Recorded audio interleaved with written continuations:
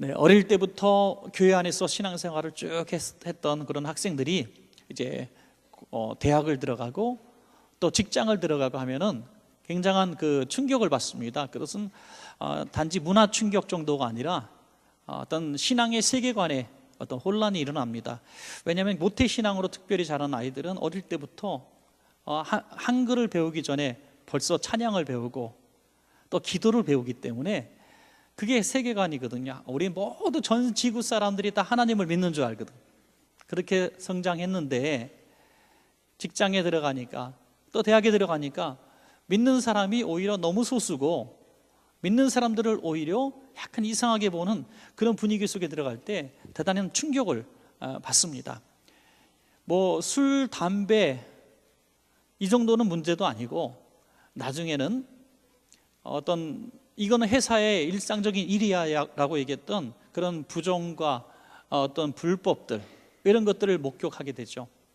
그리고 회사의 어떤 문화라고 하면서 고사를 지내기도 하고 또 억압적인 어떤 범죄에 동참하기도 하죠. 뭐 다양한 어떤 일들 중에 하나가 되겠습니다. 이것은 뭐 전체적인 그런 일들은 물론 아닙니다. 하지만 이런 일들을 경험하게 된다는 것이죠. 그때마다 두 가지 중에 하나를 선택해야 됩니다. 세상이 이런 거였구나 하면서 세상 문화라고 인정하고 신앙생활과 교회 생활의 어떤 분리를 가지고 오는 것이죠. 교회에서는 열심히 이전대로 예배하고 세상에서는 또 세상의 방식대로 살아간다. 이렇게 이중적인 죄책감 없이 서스럼 없이 하게 됩니다. 또 하나는 단호하게 지켜왔던 믿음으로 이 모든 것들을 바라보고 신앙의 눈으로 대처한다는 것입니다. 1966년에 조셉 플리처라고 하는 미국의 신학자가 상황윤리라는 것을 이야기했습니다. 윤리라고 하는 것은 옳은 건데 상황에 따라서 이게 바뀔 수가 있다는 것이죠. 예수님도 그랬다는 겁니다. 예수님이 율법을 평소에는 그냥 뭐 이렇게 얘기하셨지만 율법을 딱 반하고 어겨야 되는 상황은 사람이 먼저다. 사람, 생명이 먼저다. 안식일도 사람을 위해서 있다. 이렇게 말씀하시면 많은 율법을 어기는 모습들을 보게 됩니다. 그러니까 사랑이라고 하는 것 때문에 율법을 어겨도 이건 어긴 게 아니라는 거죠. 사랑. 조셉 플리처도 그 얘기를 한 겁니다. 그리스도인이 어떤 상황에 따라서 이 사랑이라고 하는 조건이라면 상황에 따라서 지금까지 배웠던 신앙의 모습과 약간 다른 모습을 보인다 할지라도 하나님은 그것을 죄로 여기지 않으신다. 이런 얘기입니다. 그러나 이 사랑이라고 하는 것이 아주 애매모호하죠. 물론 플리처는 여성의 미혼모의 낙태 문제 이런 것들도 많은 부분들을 건드리고 있지만 이게 애매하다는 거죠. 굉장히 사랑이라고 하는 것이 주관적이라는 것입니다. 내가 사랑하기 때문에 이렇게 했다는 것이 얼마나 주관적이겠습니까? 그래서 여기에는 많은 비판이 가해지고 있는 것입니다. 여러분, 이를테면 가정의 평화를 지키기 위해서 내 기독교 신앙을 포기하고 종교를 바꾸는 일 같은 거 말이죠. 가정을 지킨다는 사랑이라는 미명으로 그걸 상황윤리로 받아들이면 그래도 구원받는 사람이 되는 거죠.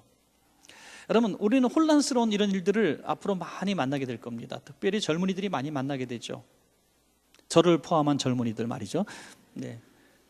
그럴 때마다 우리는 어떤 기준이 없습니다. 어떤 법이 없어요. 그러나 오늘 본문 말씀을 통해서 한 가지는 우리에게 기준을 마련해 놓고 있습니다. 저는 오늘 본문 말씀이 그래서 이 시대를 살아가는 저와 여러분이 어떤 일을 해야 하고 어떤 일을 하지 말아야 하는지 분명한 기준선을 준 귀한 본문이라고 믿습니다. 그것은 바로 살아계신 하나님을 최우선으로 믿는 믿음인 것입니다. 여러분, 오늘 본문을 보시면 사드락과 메삭과 아벳느고라는 세 사람이 나오는데 이 세 사람이 지금 큰 위기를 만났습니다. 바로 이 믿음의 도전을 받은 것이죠. 믿음이냐 상황에 따른 윤리냐 하는 것입니다.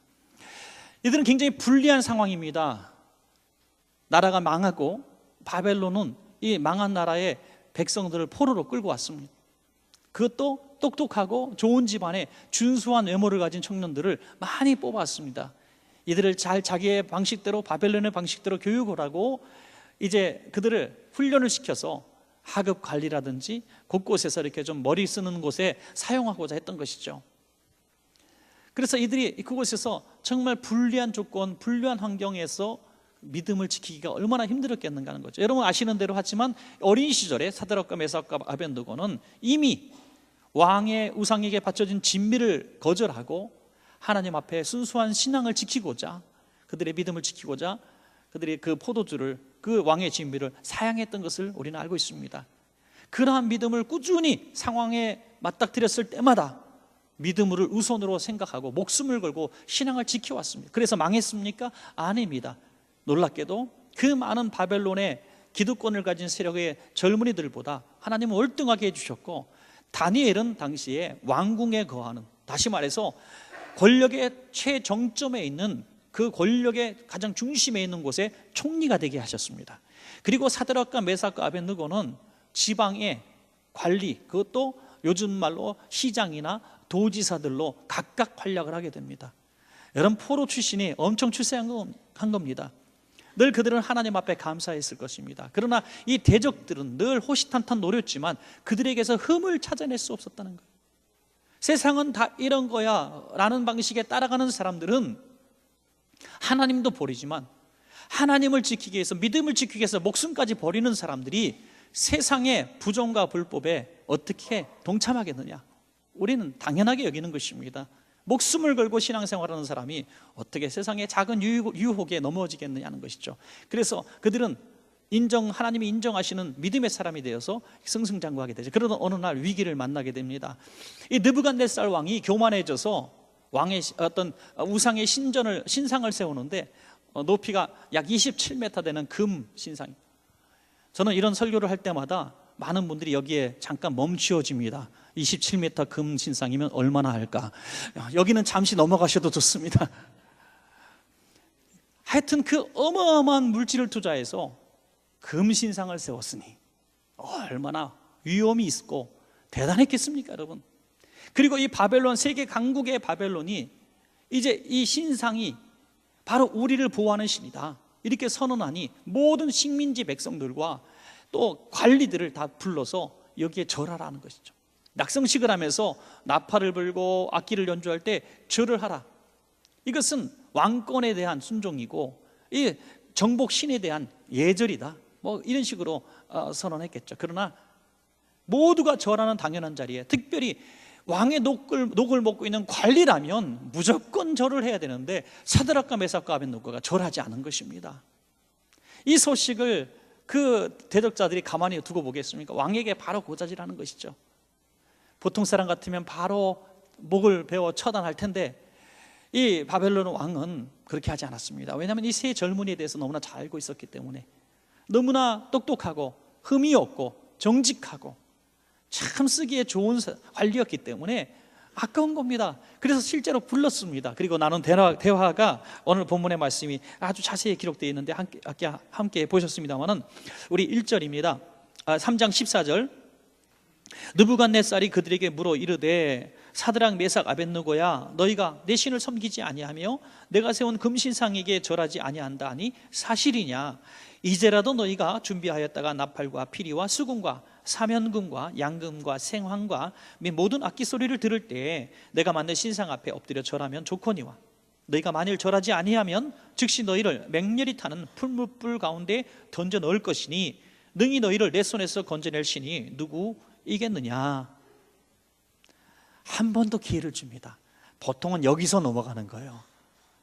왕이시여, 우리를 그렇게 귀하게 여기시는 줄 몰랐습니다. 이 순간 상황윤리로 받아들인다면 이겁니다. 야, 그래도 우리 나라도 망했고 우리는 포로 신분 아니냐. 식민지 백성이 여기 살아나려면 정복신을 섬겨야지, 요즘 말로 신사참배해야지 아니겠느냐, 이렇게 나가도 됐습니다.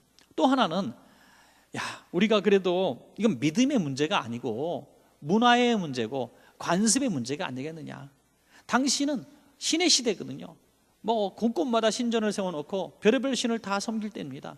그게 문화고 관습이니 그냥 우리가 이렇게 잠시 절한다고 해서 우리가 신앙을 버리는 건 아니지 않느냐, 이렇게 상황 윤리로 다 자연스럽게 받을 수도 있었습니다. 그러나 그들은 이렇게 대답합니다. 다니엘서 3장 16절에 사드락과 메삭과 아벳느고가 왕에게 대답하여 이르되 느부갓네살이여 우리가 이 일에 대하여 왕에게 대답할 필요가 없나이다. 더 이상 이 문제를 가지고 우리를 설득하려고 하지 마십시오. 우리는 이미 뜻을 정했습니다. 여러분, 이게 어떻게 신하와 왕의 대화라고 볼 수가 있겠습니까? 죽기를 이미 각오한 겁니다. 아니, 죽을 걸 알고 말한 겁니다. 그리고 그들은 3장 17절에 그 이유에 대해서 말합니다. 왕이여 우리가 섬기는 하나님이 계시다면 우리를 맹렬히 타는 풀무불 가운데서 능히 건져내시겠고 왕의 손에서도 건져내시리이다. 여러분, 왕의 질문에 대답이 된 겁니다. 왕이 뭐라고 질문합니까? 야, 너희 신 내가 알아. 너희가 하나님 믿는 거 알아. 너희 하나님 믿는 족속인 거 내가 안다 이거예요. 그러나 너희가 믿는 하나님이 우리가 믿는 신을 이겼느냐 이거예요. 신들의 전쟁 속에서 너희 신이 패했기 때문에 너희가 포로가 된 거 아니냐. 그러니 우리 신이 더 세지 않느냐.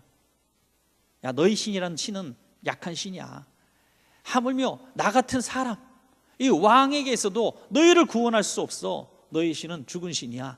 이렇게 얘기합니다. 그때 사드락과 메삭과 아벳느고가 말하는 게 뭡니까? 아닙니다. 우리 하나님은 살아계신 하나님이고 왕의 손에서 우리를 건져낼 수 있는 능력의 하나님입니다. 이렇게 자랑스럽게 얘기하는 겁니다. 더 놀라운 것은 그 다음 절이죠. 3장 18절인데요 이것이 우리의 믿음이 되기 위해서 우리 한번 이렇게 같이 한 음성으로 읽겠습니다. 3장 18절입니다 시작. 그렇게 하지 아니하실지라도 왕이여 우리가 왕의 신들을 섬기지도 아니하고 왕이 세우신 금신상에게 절하지도 아니할 줄을 아옵소서. 아멘. 여러분, 우리가 알고 있는 일반적인 믿음, 교회에 다니는 사람들의 그 믿음의 수준이라고 하는 것이 사실은 하나님의 도우심을 기대하는 수준의 믿음입니다.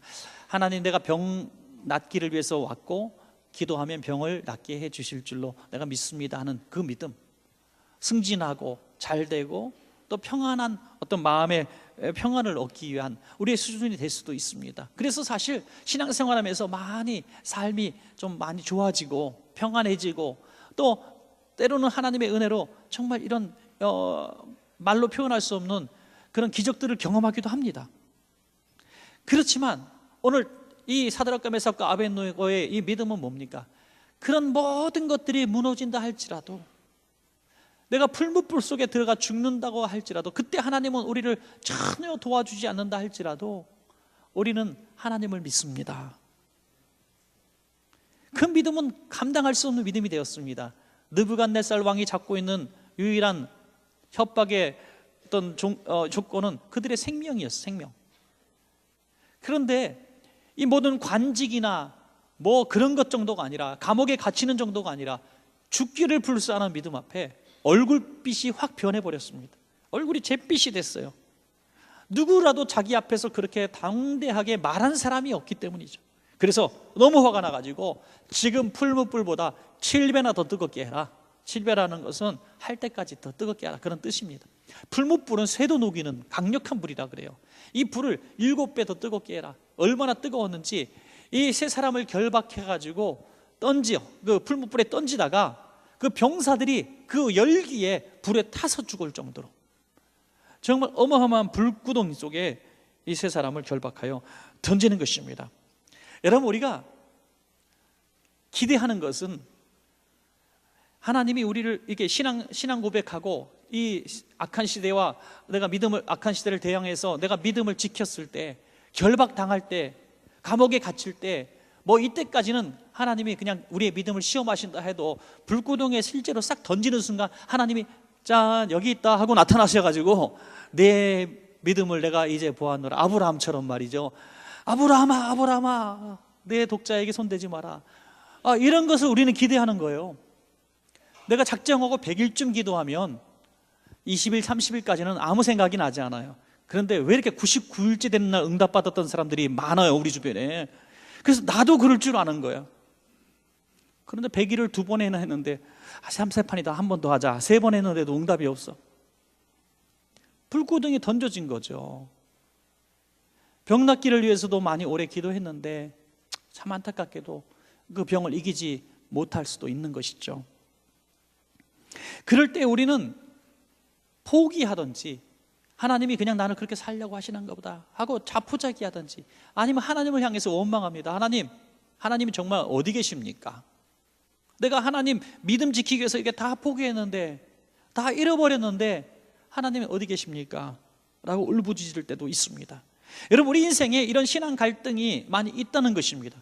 그러나 여기서 굉장히 중요한 사드락과 메삭과 아벳느고의 믿음의 어떤 차원이 다른 모습을 보게 되는데, 우리가 그 믿음을 갖게 되면 이 모든 인생에 이런 갈등을, 고민을 이길 수가 있다는 것입니다. 그것은 우리가 신앙생활하는 모든 간절한 기대와 또 믿음, 살아계신 하나님을 믿는 그 믿음의 수준이 한계가 있는데, 바로 우리의 현세의 삶에 머물러 있다는 겁니다. 여러분, 내 병, 내 건강, 내 승진, 내 사업 성공, 내 자녀의 좋은 학교 입학, 모든 그런 것들. 그랬기 때문에 그리 아니하실지라는 믿음의 수준으로 나아갈 수가 없는 것입니다. 오늘 사드락과 메삭과 아벳느고는 관직을 잃어버려도, 생명을 잃어버려도 그들은 포기할 마음이 없었습니다. 왜냐하면 그렇게 하지 않는다 할지라도 절하지 않겠습니다. 우리는 하나님을, 살아계신 하나님으로 믿는데, 그 하나님이 어떤 하나님이냐? 이 땅의 하나님이 아니라, 죽음이 끝이 아니라 영원한 하나님 나라로 인도하실 그분이라는 것을 믿었기 때문입니다. 종말론적 신앙, 순교적 신앙을 갖게 되는 것이죠. 여러분, 우리 그리스도인이 가장 빛날 때가 언제냐? 그리스도인이 가장 멋있을 때가 언제냐?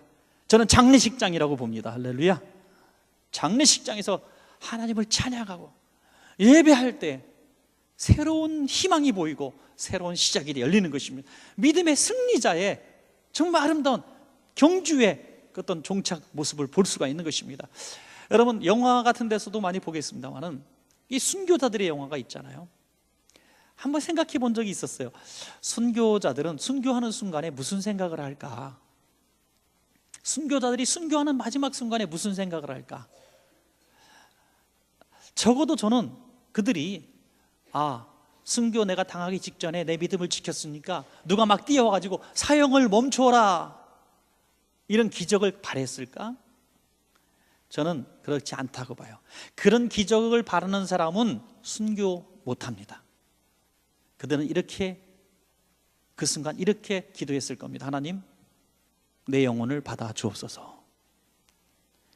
이게 사드락과 메삭과 아벳느고의 수준의 믿음이고, 살아계신 하나님을 정말 믿는 믿음이었다고 하는 것입니다. 마태복음 10장 28절에 몸은 죽여도 영혼은 능히 죽이지 못하는 자들을 두려워하지 말고 오직 몸과 영혼을 능히 지옥에 멸하실 수 있는 일을 두려워하라. 여러분, 굉장히 상대적인 겁니다. 하나님을 두려워하는 사람은 사람을 두려워하지 않습니다. 그러나 사람을 두려워하는 사람은 하나님을 두려워하지 않습니다. 우리가 흔하게, 제가 질문을 드립니다. 하나님이 두려우십니까? 사람이 두렵습니까? 그러면 당연히 하나님이 두렵죠. 사람이 내게 어떻게 하겠습니까? 해봐야 뭐 그까짓 거. 그럼에도 불구하고 사람이 두려워서, 다시 말해서 사람이 두렵다는 것은 그가 내 승진의 권력을 갖고 있고 나를 망하게 할 수도 있고 돈을 줄 수도 있는 권력자고 부자고, 또 나를 이렇게 애매히 고난당하게 하고 감옥도 보낼 수 있는 권력자라고 생각하기 때문에 그의 말에 굴복하는 거죠. 하나님이 두려워지지 않는 겁니다. 그러나 하나님만 두려워하면 하나님이 그 사람도 멸할 수 있는 분인 것을 믿게 되는 줄로 믿습니다. 여러분, 이게 우리의 참 믿음이 되어야 된다는 거죠. 결국 세 친구들은 불에 던져졌습니다. 다 끝난 것처럼 보입니다. 끝났구나, 결국 악이 이겼구나.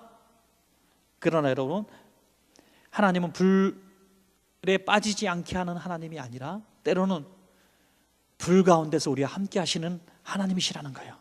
시편 23편에 우리를 사망의 음침한 골짜기로 안 보내주시면 얼마나 좋아요. 우리를 병 안 걸리게 하고 실패 안 하게 하고 부도 안 나게 하면 얼마나 좋아요. 우리 자녀들 정말 19살 아이 믿음 생활하기 위해서 애쓰고 눈물로 학생이 한 번도 안 빠졌는데 대학도 좀 들어가게 하시면 어때? 그거 뭐라고 대학도 낙방을 하고 애가 찔찔 울고 있고 그 모습은 우리는 너무나 괴로운 거예요. 그런데 하나님은 벌로 우리가 신앙생활 못해서 우리를 그 고통 가운데 밀어넣으신 것이 아니라 그 고통 가운데 함께 하심으로 살아계신 하나님을 체험케 하시는 줄로 믿으시기 바랍니다. 다니엘서 3장 24절에 보니까 그때에 느부갓네살 왕이 급히 일어나서 모사들에게 물어 이르되 우리가 결박하여 불 가운데 던진 자는 세 사람이 아니었느냐 하니 그들이 왕에게 대답하여 이르되 왕이 올소이다 하더라. 왕이 또 말하여 이르되 내가 보니 결박되지 아니한 네 사람이 불 가운데로 다니는데 상하지도 아니하였고 그 넷째의 모양은 신들의 아들과 같도다 하고. 아멘. 그래서 옷이 컬러가 변하지 않은 거, 또 옷에서 뭐 끓음 냄새 안 나는 거 정도까지는 제가 어떻게 그냥 그런가 보다 할 수 있는데 어떻게 머리가 거슬리지 않을까? 그 불 속에 집어넣는 사람들이 타서 죽었는데 어떻게 머리카락이 안 거슬릴까요, 여러분? 옛날에 우리 교회도 난로가 있었잖아요. 난로 뿔이 있었는데 주일학교 아이들 머리 성한 애들이 하나도 없었어요. 그 난로에 추우니까 막 머리 디비다가 저는 실제로 머리에 불나나이 불 꺼준 적도 있습니다. 예. 이게 빨갛게 난로 뚜껑이 달아오르면요, 가까이 가면 이 얇은 나이롱 파카 같은 거 구멍 뻥뻥 뚫리고요, 머리는 죄송합니다만은 담배 피시는 분들 한 번쯤은 다 이거 하다가 머리 이렇게 아이고 한 적이 있을 거예요. 예. 여러분, 불이란 게 이 강력하기도 하지만 이 머리카락 같은 거는 정말 약합니다. 그런데 거슬리지도 않았다. 불이 그를 전혀 영향을 주지 못했다는 거예요. 하나님이 그들의 믿음대로 그들을 어떤 다른 차원의 공간으로 그들을 인도해 주신 것입니다, 여러분. 로마서 8장 31절과 32절에 보니까 그런즉 이 일에 대해 우리가 무슨 말하리요? 만일 하나님이 우리를 위하시면 누가 우리를 대적하리요? 자기 아들을 아끼지 아니하시고 우리 모든 사람을 위하여 내주시니가 어찌 그 아들과 함께 모든 것을 우리에게 주시지 아니하겠느냐. 아멘. 저는요, 이 부분에서 이런 생각이 듭니다. 예수님께서는 왜 그러면 십자가에서 죽으실 때까지 하나님은 끝까지 기다리셨을까? 그 십자가에 못 박혀서 막 신음하실 때 갑자기 천군 천사 내려와서 넌 다 했다, 못 박혔으니까 됐어 하고 얼마나 좋으세요. 그런데 끝까지 하나님은 외면하시고 예수님이 다 십자가에서 숨이 멎도록 기다리셨다는 거예요. 그래야만 우리가 살기 때문입니다, 여러분. 그래야만 우리가 살기 때문에 예수님은 그 하나님의 도우심을 얻을 수 있음에도 불구하고 거절하신 것이죠. 여러분, 우리가 진짜 신앙을 끝까지 지키기 원한다면 날 위해 죽으신 예수님이 결국 죽으셨다는 사실을 인정해야 합니다. 우리가 꼭 살아야만 하나님이 살아계신 하나님이라고 인정한다면 우린 신앙생활에 예수님 따르는 신앙생활을 할 수가 없다는 거죠. 나의 뜻대로 마시고 아버지의 뜻대로 되기를 원합니다. 이것은 내가 죽어야만 이루어지는 것입니다. 그래서 죽고자 하는 자는 살고 살고자 하는 자는 죽으리라는 말씀이 있는 것입니다. 다니엘서 3장 30절 보니까 이 친구들은 어떻게 됩니까? 왕이 드디어 사드락과 메삭과 아벳느고를 바벨론 지방에서 더욱 높이니라. 할렐루야. 살아난 것뿐이 아니라 하나님을 마음껏 섬기며 그 위치도 이전보다 더 승리로운 위치로 올라갔습니다. 여러분, 한 가지 외야만 드리고 말씀을 이제 정리를 좀 할까 합니다. 제가 종종 소개하는 미국의 그 뉴욕의 성막교회를 담임하시는 짐 신발라 목사님의 그런 책의 이야기입니다.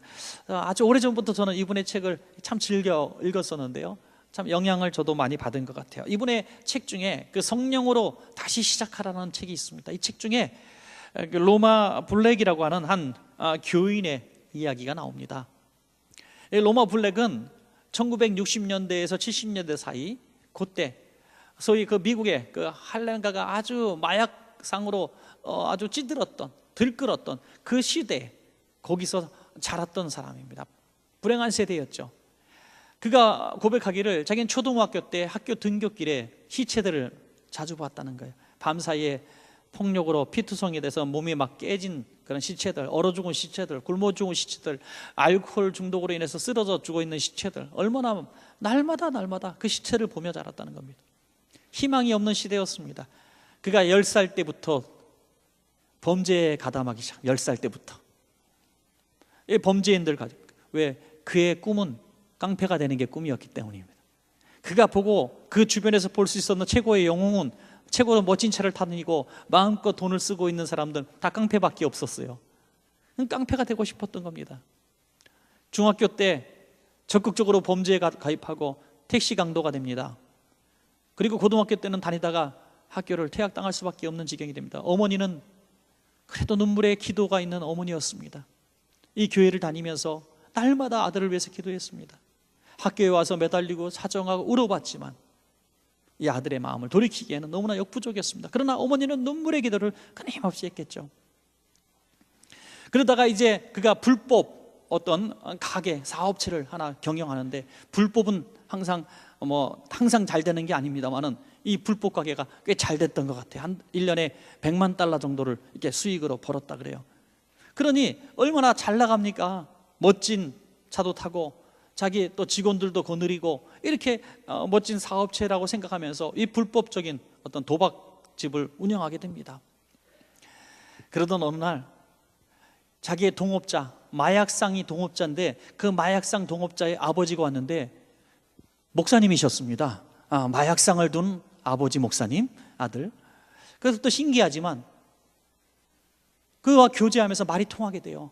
많은 얘기를 나누던 중에 그 마약상 아버지가 이렇게 얘기합니다. 로마 블랙, 너는 하나님이 택하셨어. 너는 반드시 설교자가 될 거야. 정말 말도 안 되는 소리를 하시는 거예요. 지금 자기의 인생을 누구보다 잘 압니다. 그래서 이렇게 대답했답니다. 목사님, 하나님에 대해서 제가 조금 아는데요, 하나님은 어떤 사람도 쓰셔도 마귀는 쓰시지 않습니다. 저는 마귀예요 라고 했대요. 마귀. 자기가 생각해도 자기는 마귀라는 거예요. 희망 없는 절망에 능구렁텅이에 빠진 사람이에요. 구렁텅이에 거절합니다. 당연히 생각도 않습니다. 그런 어느 날 그에게 큰 위기가 찾아옵니다. 그는 악하고 못된 짓을 일삼았지만 살인은 하지 않았대요.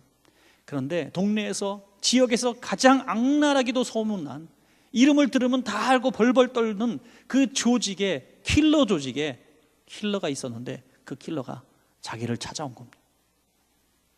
여러 차례 찾아왔습니다. 아무 얘기도 하지 않고 찾아옵니다. 하루는 자기 차 안으로 자기를 부르더니 이제 하고 싶은 얘기를 드디어 합니다.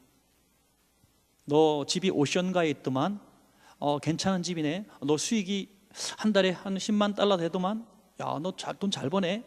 야, 너 집에 그 어린아이 딸이 있던데 그 딸의 이름이 뭐야? 아, 귀엽더라. 네가 너희 아내 어디서 일하고, 너희 어머니 참 잘 계셔? 이런 얘기를 하는 겁니다. 자기에 대해서 다 조사했어요. 그리고 얘기합니다. 너는 우리 킬러 조직에 들어와야 해. 너도 킬러가 되고 킬러를 양성하는 사람이 돼서 우리 킬러 살인 공장을 우리 한번 멋지게 운영하자. 이 이야기는 내가 너에게 진짜 신중하게 하는 거니까 발설하면 넌 죽을 거야.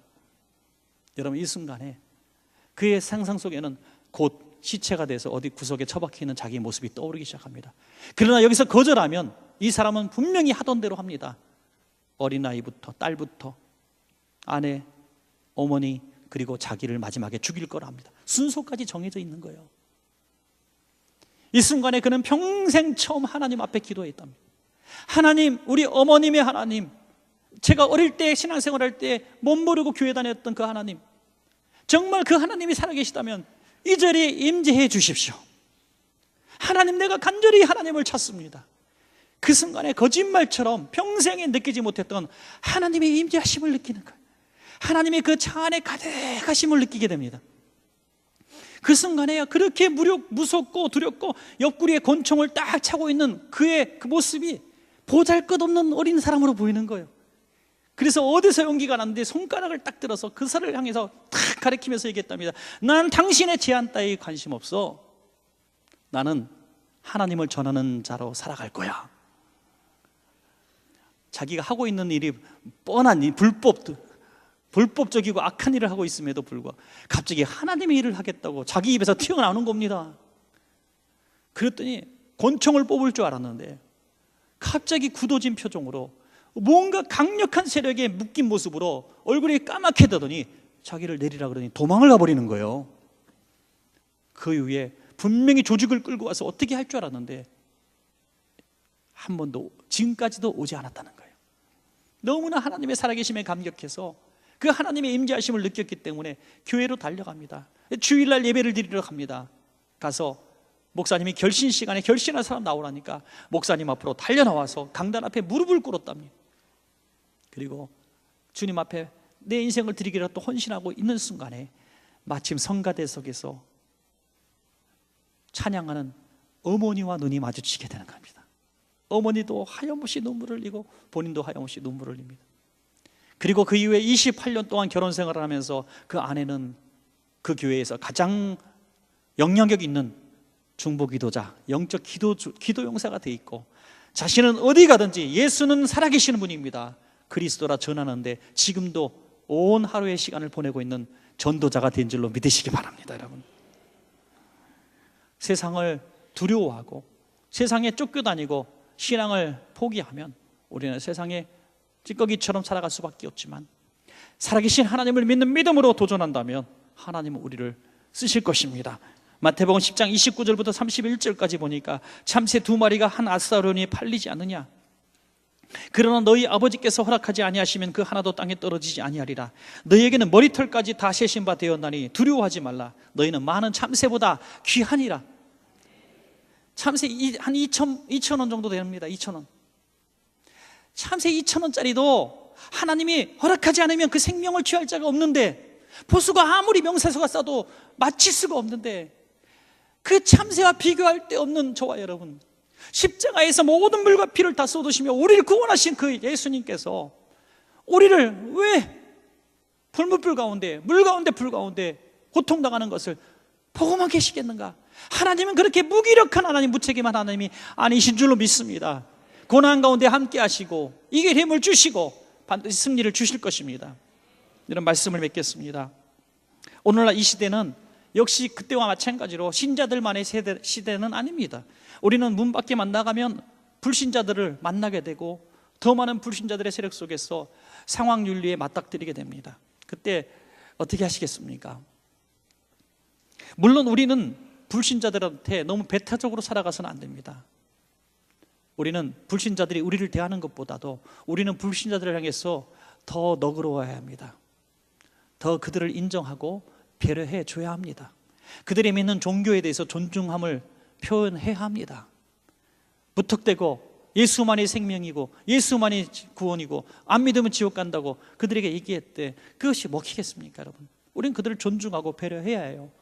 이 문제는 나의 문제라는 거예요. 나의 문제.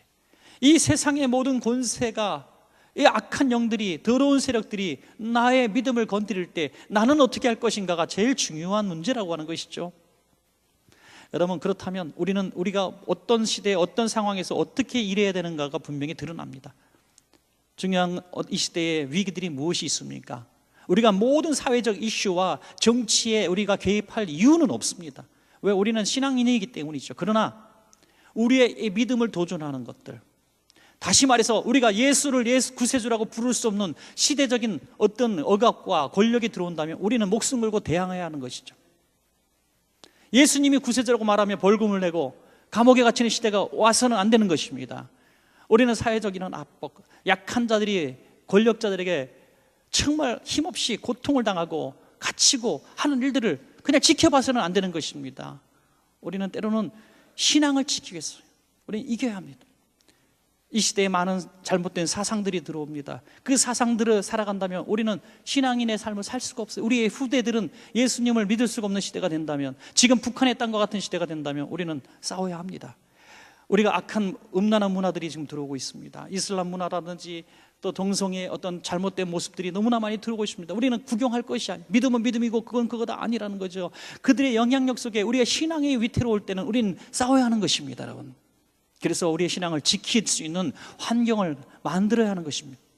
우리 후대들이, 우리의 자녀들이 정말 그리스도가 살아계신 하나님이라고 믿는 이 고백을 했을 때에도 사회적인 불이익을 당하지 않고 고난당하지 않는 시대를 만드는 것은 우리의 책임이라고 하는 것입니다. 사드락과 메삭과 아벤느고는 타협하지 않았습니다. 신앙은 타협의 문제가 아닙니다. 믿음은 생명을 지키는 문제입니다. 오늘 저와 여러분 이 믿음을 지키셔서 어떤 시대가 된다 할지라도 신앙을 지키는 저와 여러분 되시기를 축원합니다.